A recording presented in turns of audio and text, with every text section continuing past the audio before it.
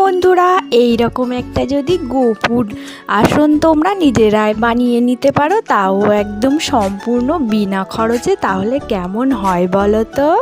এই জন্য আজকে আমি চলো তোমাদের সাথে এটা শেয়ার করছি, আর তোমরাও ঝটপট এটা শিখে নাও। তো ফার্স্টেই দেখো, আমি এই যে গোল করে দুটো টুকরো কেটে নিয়েছি। তো আমি মেপে তোমাদের দেখাচ্ছি, চারিদিকে মানে 7 ইঞ্চি করে রাখবে, এরকম 7 ইঞ্চি রেখে রাউন্ড করে কেটে নেবে দুটো। তো এই টুকরো দুটো কাটার পরে এই দুটো কিন্তু সেলাই দেবে, একটুখানা মানে খোলা রাখবে, রেখে দেখো আমি সেলাই দিয়ে নিয়ে এসেছি এই রাউন্ডে। তো এটা আমি সোজা করে দেখাচ্ছি। তো দেখো, এবার আমি ছোট ছোট টুকরো টুকরো কাপড়গুলোকে কেটে আরও ছোট ছোট করে নিচ্ছি। তো এই বাদ দেওয়া কাপড়ের টুকরো তোমরা এইভাবে কেটে নিয়ে এই যে এই গোল রাউন্ড করেছি, এইটার ভিতরে যে মুখটা আমি রেখেছি এর ভিতর দিয়ে আমি এইগুলোকে সব ভরে দিচ্ছি। তো দেওয়ার পরে আমি এই মুখটাকে সুতো দিয়ে সেলাই করে দেবো। তো এবার দেখো, আমি এই যে গোল গোল করে এই একটা অন্যরকম কালার নিয়েছি, আকাশি কালার। তো তোমরা যে কোনো কালার নিতে পারো। এটা আমি দেখো মেপে দেখাচ্ছি, 3 ইঞ্চি করে রাখবে। তো চারিদিকে 3 ইঞ্চি গোল রাউন্ড করে রেখে তোমরাও অনেকগুলো কেটে নেবে। তো এবার দেখো, তারপরে আমি এগুলো কি করব সেটাও দেখাচ্ছি। এইবার দেখো, গোল যে আসনের টুকরোটা করেছি এই টুকরোটাকে আমি কিন্তু এবার দাগ টেনে নেব। তো এটা আমি 1 ইঞ্চি ছাড়া ছাড়া করে লম্বালম্বি করে দাগ দেব। তারপর অন্য দিক দিয়ে আবার 1 ইঞ্চি ছাড়া ছাড়া করে দাগ দিয়ে এটা আমি ঠিক বরফি স্টাইল করে দাগগুলোকে মিলিয়ে দিচ্ছি। তো এইভাবে আমার দাগ মেলানো হয়ে গেলে এই দাগে দাগেই আমি কিন্তু পুরো সেলাই দিয়ে দেব। তো চাপ সেলাইটাও আমি ঠিক দাগে দাগে দিয়ে মিলিয়ে দিচ্ছি।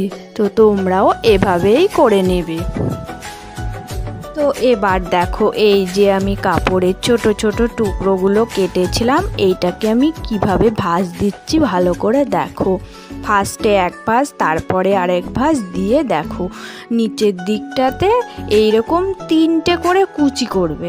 এইরকম কুচি করলে দেখো একটু ফুলের মতো হয়ে যাচ্ছে, দেখতেও সুন্দর লাগছে। এইবার এই গোল আসনটার চারিপাশ দিয়ে একটা একটা করে সেট করে নেবে।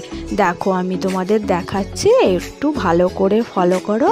তো এইভাবেই প্রত্যেকটা একটার পর একটা সমান করে করে জয়েন করে দেবে, তাহলে একটু দেখতে বেশি ভালো লাগবে।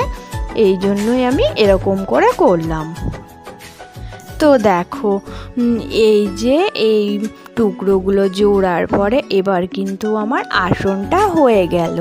তো আমি এবার এটাকে আরেকটু সুন্দর করার জন্য ভেবেছি কিছু পুঁতি অ্যাড করব। তো এই পুঁতিগুলো আমার কাছে পড়েই ছিল। তো তোমরাও দেখবে তোমাদের ঘরেও এরকম পুঁথি টুথি থেকেই যায়, তো সেগুলো দিয়ে একটু ডিজাইন করে নেবে।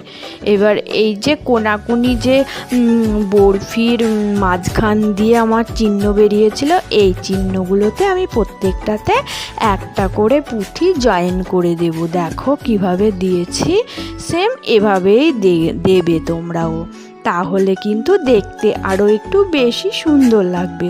তো দেখো, খুব সহজেই হয়ে গেল গোপুর একটা আসন। তোমরা বাড়িতে নিজেরাই এটা বানিয়ে নিতে পারবে, দোকান থেকে কেনার কোনো দরকার নেই। তো ভাবলাম জন্মাষ্টমী উপলক্ষে তোমাদের সাথে আমি এটা শেয়ার করি। তো তোমরা এভাবে তোমাদের গোপুর জন্য বানিয়ে নিতে পারবে। আর যদি আমার ভিডিওগুলো তোমাদের ভালো লাগে তাহলে তোমরা লাইক কমেন্ট করে দিও। আর সকলে অনেক অনেক ভালো থেকো।